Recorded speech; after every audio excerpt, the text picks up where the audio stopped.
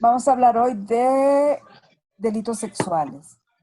Vean, este Ok, tema les decía yo ayer que era tan importante como el tema de heridas por arma de fuego, porque incluso yo creo que se dan más delitos sexuales que muertes por arma de fuego.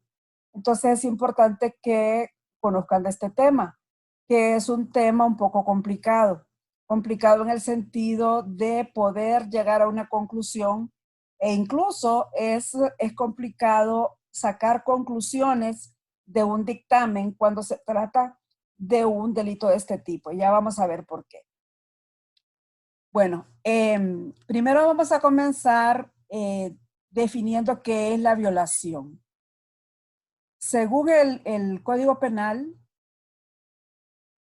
en su artículo 140, constituye delito de violación el acceso carnal con persona de uno u otro sexo mediante violencia o amenaza de ocasionarle al sujeto pasivo, al cónyuge de este o compañero de hogar o a uno de sus parientes dentro del cuarto grado de consanguinidad o segundo de afinidad, un perjuicio grave e inminente.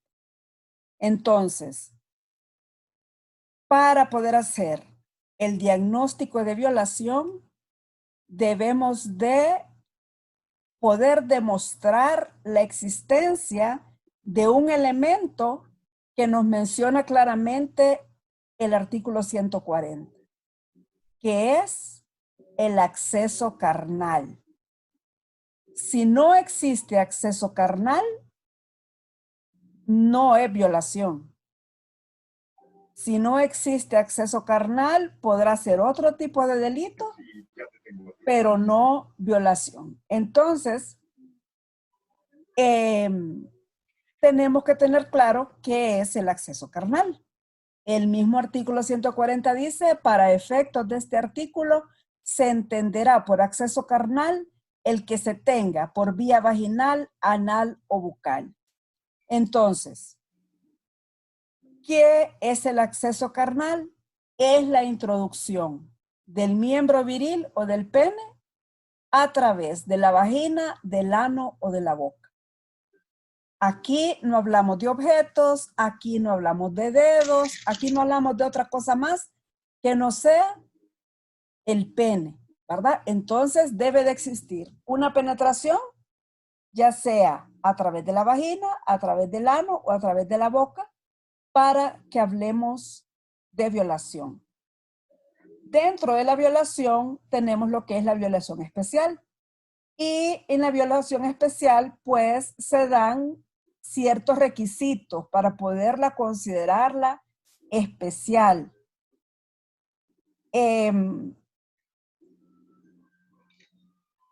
Dentro de estos tenemos que la víctima sea menor de 14 años. En segundo lugar, cuando la víctima se halle privada de razón o de voluntad, o cuando por cualquier causa no pueda oponer resistencia.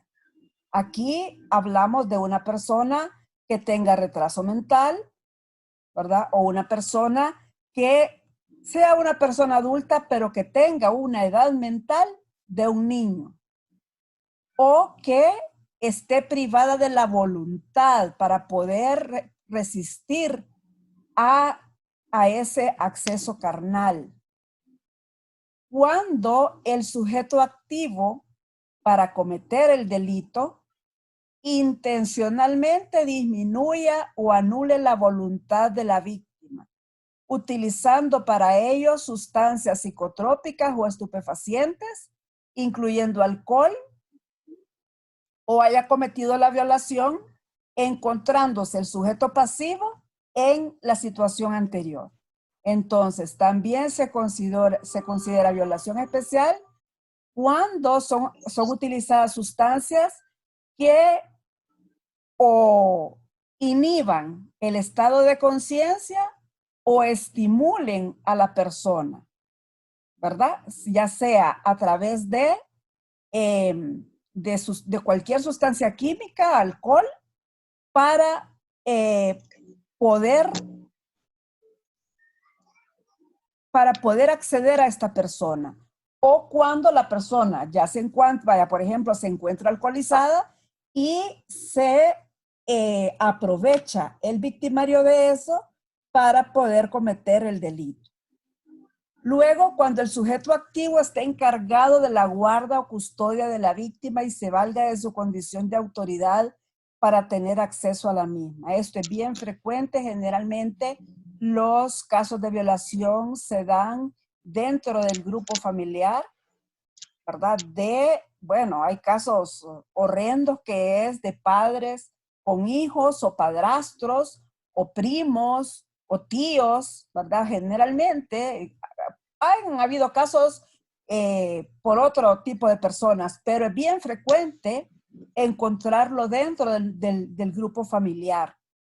Y también se considera violación especial quien a sabiendas que es portadora del síndrome de inmunodeficiencia adquirida o cualquier otra enfermedad contagiosa de tipo sexual incurable comete la violación, ¿verdad? Entonces, en estos casos, pues la diferencia es que la pena es mayor, ¿verdad?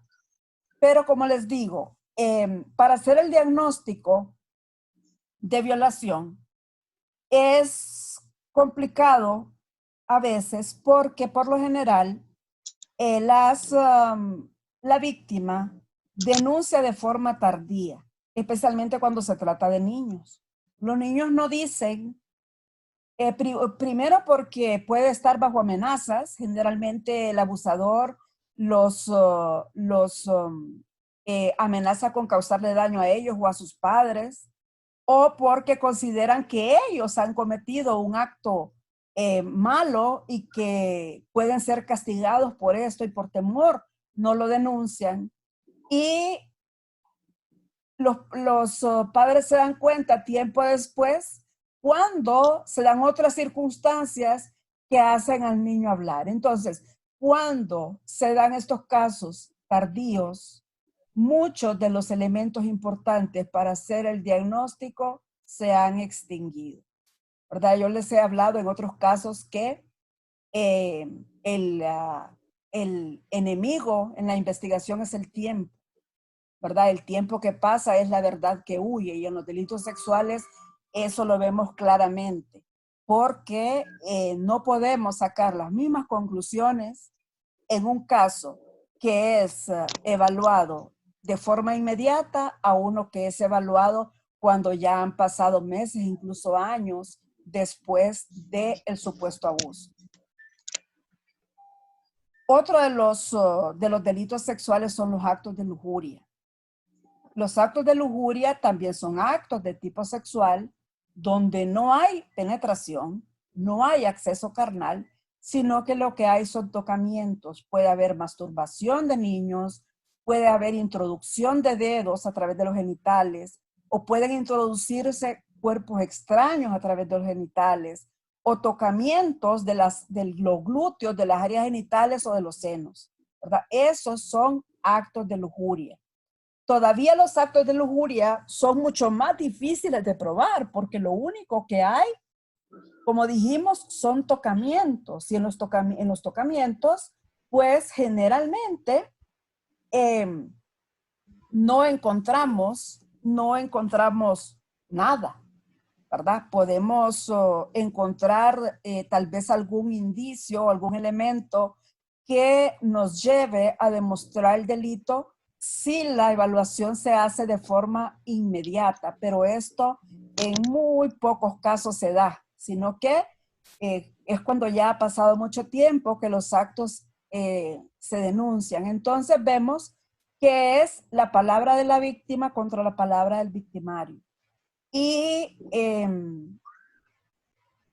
yo no soy del criterio de algo que decimos comúnmente, que dicen que los niños no mienten. Un niño puede ser inducido a decir algo que un adulto quiere que diga, ¿verdad? Eso puede darse.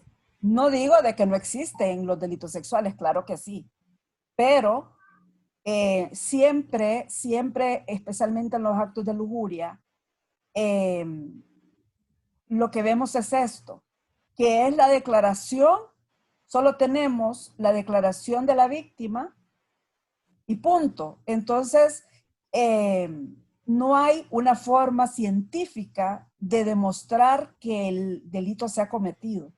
Entonces, va a depender de qué tan convincente sea esa declaración. Y esto, lo único que, con lo que se apoya en la acusación en los delitos sexuales, bueno, las tres pericias típicas en los delitos sexuales, uno es la evaluación física, que pues cuando hay elementos, pues es importantísimo. Y lo otro es la evaluación psicológica y la evaluación psiquiátrica. Esto para ver si existe un un daño mental, un estrés postraumático. Pero tenemos acá, volvemos a lo mismo, cuando las denuncias se hacen tardíamente, tenemos que saber que el estrés postraumático es una condición mental que se produce después de haber vivido un evento eh, desagradable, un evento que ha impactado a la persona. Y sabemos que no vivimos dentro de una burbuja. Entonces, ¿cómo poder conectar? Si el dictamen me dice que una persona tiene un estrés postraumático y la denuncia se ha hecho años después del hecho, ¿cómo saber si después del supuesto hecho no ha ocurrido otro hecho que le haya causado estrés postraumático a la víctima? ¿Verdad? Entonces, es, es, uh, es bien complicado este asunto. La evaluación médico-forense tiene tres objetivos fundamentales. Esto cuando la denuncia se hace a tiempo, se hace de forma inmediata, inmediatamente posterior al hecho. Primero, establecer el diagnóstico de acceso carnal reciente, que en realidad ha habido una penetración reciente. Luego, hacer el diagnóstico de la manera en que fue realizado. ¿Cómo es que ese acceso carnal se dio? ¿Verdad? ¿Por qué vía se produjo y cuáles fueron las consecuencias que esto causó en la víctima?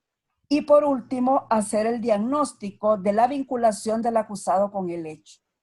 Ustedes mejor que ellos saben que los tres elementos fundamentales para acusar a una persona de un delito, primero es establecer que el hecho que ha cometido sea en realidad un delito, ¿verdad? Y tenemos que es una denuncia por un delito sexual, que obviamente es un delito. En segundo lugar, que hacer el diagnóstico de ese delito en la víctima. Podemos encontrar, al evaluar la víctima, todos los elementos que me indiquen que sí ha habido un acceso carnal. Pero no debemos de olvidar que la cosa no queda hasta ahí, sino que debemos de demostrar que esa persona que está siendo acusada por ese acto es la misma que cometió ese delito que estamos demostrando, ¿verdad? Entonces, esto último es sumamente importante. No sé haberles mencionado, creo al principio, el caso de un delito sexual en una niña donde habían lesiones importantes, que estaba demostrado de que había sido víctima de violación, pero que al final el imputado fue absuelto. Y lo que ocurrió aquí fue precisamente que no se tomó en cuenta este último elemento. Cuando se hizo la evaluación de la niña, se le encontraron las lesiones. Al hacer los análisis de laboratorio en su bloomer, se encontraron espermatozoides y en una cantidad suficiente ¿verdad? Se encontraron 50 espermatozoides por campo, era una cantidad más que suficiente para hacer una comparación genética, pero el ente acusador olvidó en el momento pedir el análisis de comparación entre esos espermatozoides y la persona sospechosa, ¿verdad? Entonces, ahí estamos de acuerdo de que la niña fue abusada, de que hubo una eyaculación, ¿verdad? Que un hombre la penetró, pero nunca lograron probar que ese hombre que estaba siendo juzgado haya cometido ese delito, ¿verdad? Entonces, eso es sumamente importante. ¿Cómo hacemos para poder llegar al diagnóstico de un delito sexual? En primer lugar, el examen de la víctima. Cuando se pone una denuncia, pues obviamente tenemos a la víctima a mano y lo primero que va a hacer el fiscal una vez que toma la declaración, ¿verdad? De esa denuncia es mandar a esa persona, a ese paciente, a evaluación con el forense que lo tiene allá a un lado en los centros integrados. Ese médico, después de la evaluación, va a entregar al fiscal un dictamen preliminar. Incluso es un dictamen que se hace manuscrito. Y se hace manuscrito porque no se tiene ahí todo lo necesario para hacer un dictamen como un dictamen formal, especialmente si se trata de una evaluación que se hace de noche, donde únicamente, bueno, siempre en los centros integrados solamente está el médico, no tiene ahí una secretaria, entonces lo hace a mano y es un dictamen resumido, pero con las conclusiones de esa evaluación para que el fiscal pueda tomar decisiones en ese momento de qué hacer en ese caso, ¿verdad? Si tenemos al acusado, podemos tener al acusado cuando cuando el hecho es infragante, pero si la denuncia se ha hecho años después, pues difícilmente vamos a tener al acusado. Y aunque lo tengamos, ya el examen del acusado, pues ya no nos va a arrojar mayor cosa en cuanto a lo que podemos encontrar de una relación sexual reciente por el tiempo, ¿verdad? Obviamente por el tiempo que ha pasado. Igual el examen de la escena, que en muy pocos casos la tenemos. Recordemos que en todos los delitos sexuales son actos que se cometen donde únicamente participa la persona abusada y el abusador. No hay testigos del hecho. Eso es, por lo general, no tenemos testigos del hecho. Entonces, todavía es más difícil, ¿verdad? Y generalmente ya no tenemos acceso a la escena o podemos tener acceso a la escena, pero pues ya tiempo después la escena pudo haber sido modificada.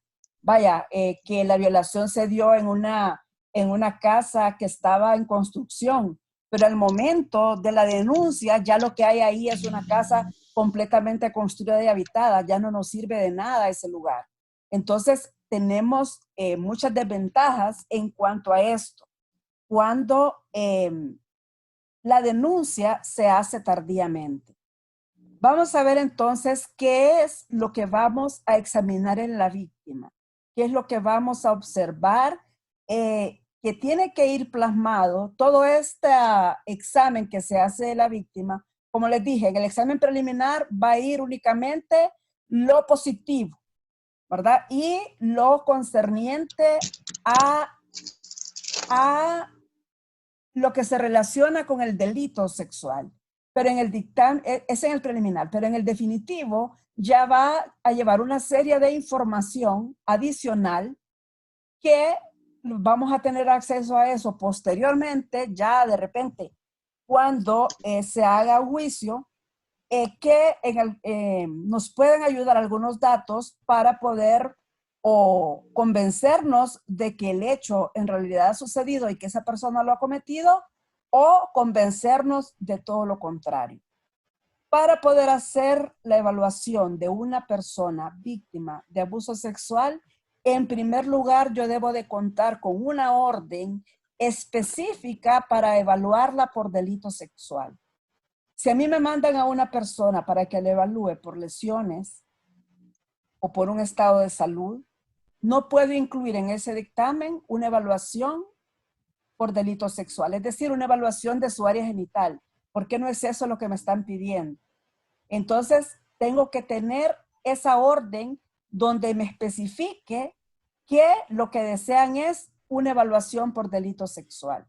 En segundo lugar, debo de contar con el consentimiento informado, que lo puede dar la víctima si es mayor de edad o lo va a dar el representante legal de un menor, los padres o la persona que lo represente. Una vez que yo le he explicado qué es lo que le voy a hacer, en qué consiste la evaluación, cuál es el propósito de esa evaluación, qué es lo que queremos conseguir con ella, de qué forma se va a hacer. Y una vez que lo tenga claro, entonces, una vez que me firme ese consentimiento, entonces voy a proceder a la evaluación. Debo de tener el cuidado de no hacerlo a solas y todavía, especialmente cuando se trata de un médico varón. Por lo general, pues todos los médicos deben de tener esta precaución, sea mujer o hombre, pero sobre todo cuando se trata de varón, hacerlo en la presencia de un testigo. ¿Qué es lo ideal? Que sea una enfermera la que esté auxiliando al médico durante la evaluación, pero si no tenemos enfermera, porque a veces así pasa, de que no hay el personal de enfermería en ese momento, entonces pues pediré al mismo fiscal que se quede y que esté presente durante la evaluación. ¿Por qué se hace esto? Porque la persona víctima de una violación, especialmente cuando es una violación reciente, pues ha sufrido una situación que lo ha dañado emocionalmente. Y el examen que yo le voy a hacer, la posición en que la voy a colocar y la exploración en el área genital, entonces puede relacionar esto con el hecho vivido y sentir esta evaluación como una segunda violación. Por eso es que se le debe de explicar a la persona cuáles son los propósitos de la evaluación y cómo se va a hacer, ¿verdad? Y hacerlo en presencia de un testigo para evitar que al final el denunciado por violación sea la persona que ha evaluado a esta víctima. ¿Cuáles son las partes del examen médico-legal de la víctima? El examen médico-legal es bien parecido. Es bien parecido al examen que hacemos en la víctima y también en el agresor. Primero, lo que vamos a hacer es un interrogatorio. Luego vamos a hacer una inspección del cuerpo de esa persona. Luego vamos a examinar las lesiones que presenta, si es que las tiene. Vamos a buscar si hay lesiones o no. Se van a tomar muestras para laboratorio, esto en todos los casos. Y por último, se va a hacer una evaluación psicopatológica forense que incluye la evaluación psiquiátrica y psicológica que se puede hacer posteriormente, tiempo después, y todavía los elementos que se pueden encontrar o las señales del estrés postraumático pueden ser todavía mejor evidenciadas si se hace días después del hecho. No es necesario que se haga en el mismo momento. Y quien lo hace es personas distintas al que hizo la evaluación. La evaluación física la hace un médico y la evaluación psicológica la hace un psicólogo y la evaluación psiquiátrica la hace un psiquiatra. En el interrogatorio, ¿qué es la información que yo voy a buscar? Pues todas las preguntas que yo me tengo que responder en toda investigación. ¿Qué fue lo que pasó? ¿Cómo ocurrió? ¿Cuándo ocurrió? ¿Dónde ocurrió el hecho? ¿Quién lo causó? Si sabe por qué se produjo el hecho y con qué. Esas preguntas me las tiene que contestar la persona que está siendo evaluada y las tengo que plasmar en mi dictamen con las mismas palabras que esta persona me las ha respondido. Si es un niño pequeño y pues en un niño, ¿qué puedo esperar? Y todavía si es un niño del campo, yo no voy a pretender que un niño pequeño o un niño incluso un niño de la ciudad, no voy a pretender que este niño me hable de vulva y de pene, ¿verdad? Me va a hablar de los órganos genitales con otro nombre. Y si me dice pipí, o si me dice pinga, o si me dice cualquier otra palabra, pues así como él lo dice, así lo tengo que escribir en mi dictamen, porque lo voy a copiar tal y como me lo está narrando la persona evaluada. Luego voy a hacer una inspección en el cuerpo de esta persona. Primero vamos a observar el tipo constitucional.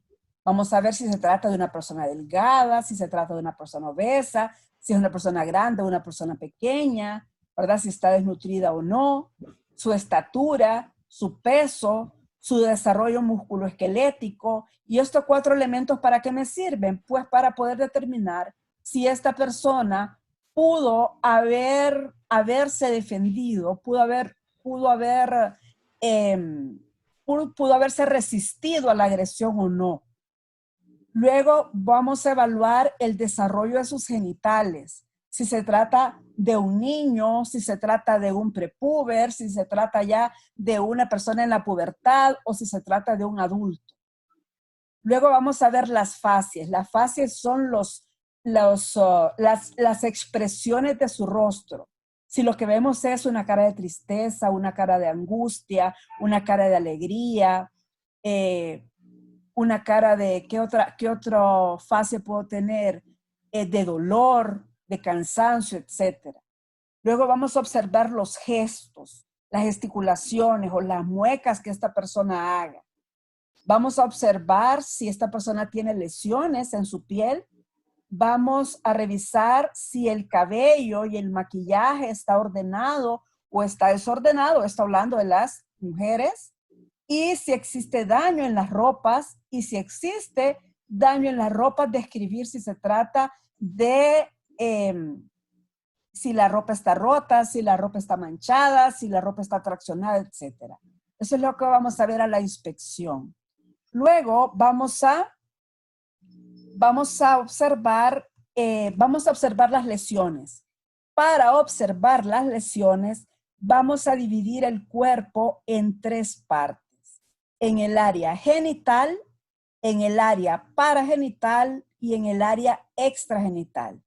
El área genital únicamente incluye los genitales externos, la región anorrectal y el periné.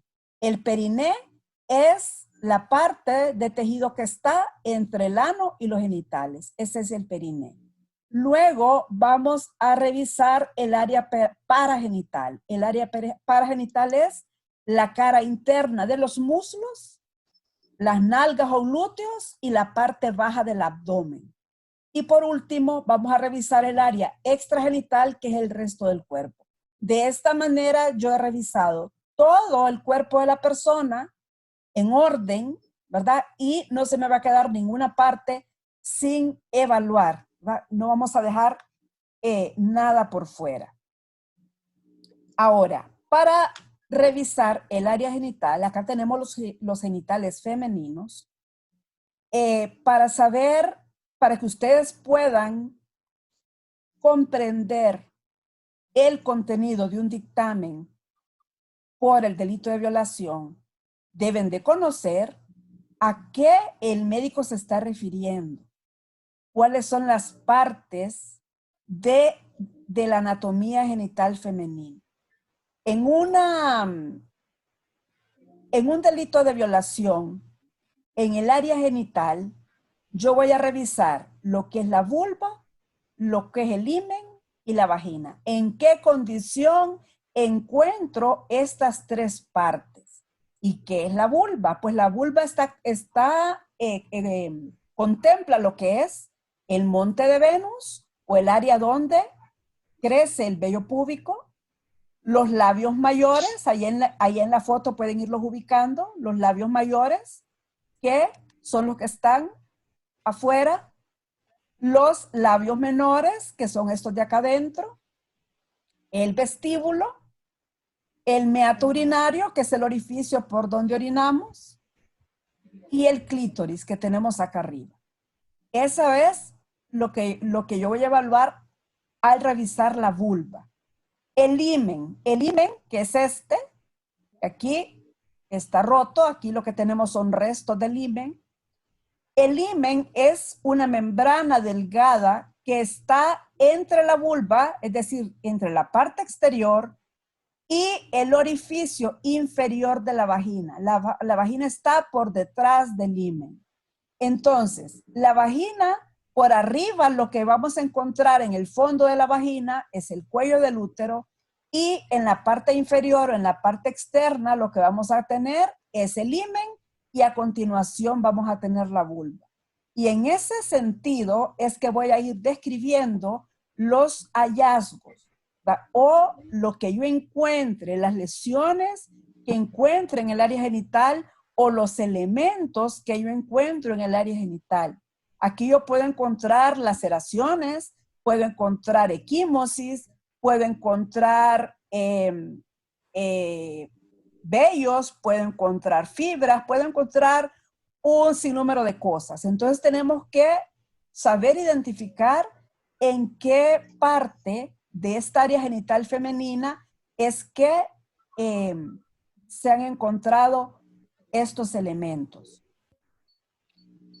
Los objetivos del examen de los genitales externos femeninos, en primer lugar, es la recolección de esos elementos que podemos encontrar.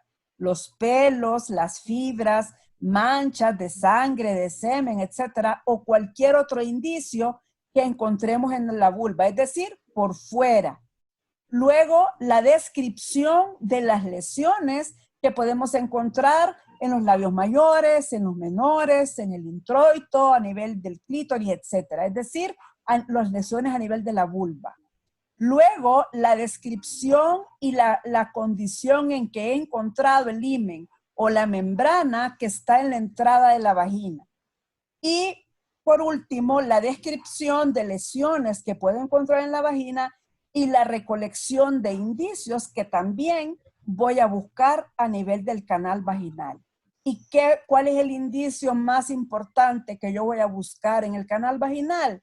Pues obviamente el semen. Y del semen, lo más importante que yo debo de esperar que me reporte el laboratorio para poder hacer una identificación o una comparación con el imputado es la presencia de espermatozoides, que no siempre las vamos a tener, ¿verdad? Pero cuando se encuentran, pues eso pues es lo mejor.